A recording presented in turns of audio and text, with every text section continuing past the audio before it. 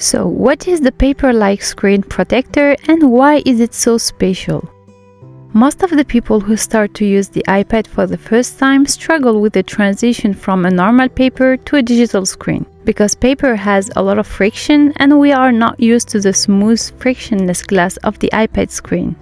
So the Paperlike screen protector was designed to mimic the texture and resistance of real paper, which gives you the familiar feel you've been craving while working digitally. This isn't just a normal screen protector that's designed to protect the screen of your iPad.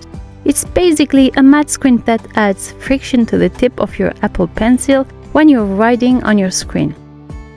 When I first started to use the iPad years ago, it wasn't easy to get used to it in the beginning, and I didn't have Paperlike at the time. Honestly, it took months to get used to it, until one day I got used to it and I was happy and content with writing on the glass screen on the iPad.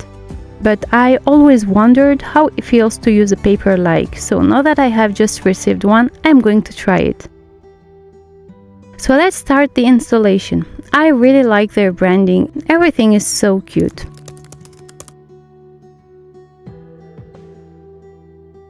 I think overall the Paperlike screen protector does a really good job on delivering on the promise that it makes the idea that it feels like a paper.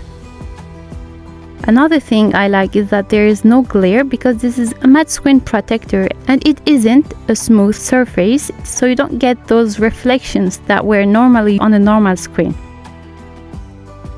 There are no fingerprints. It looks really clean and it actually sounds really nice. I like this pen sound on the paper.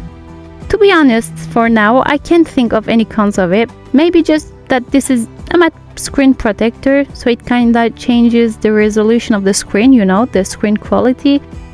Let me know if this will bother you in the long term. I think it's purely personal preferences, so for now it looks great and I'm just going to spend the next few months trying it and see how it goes.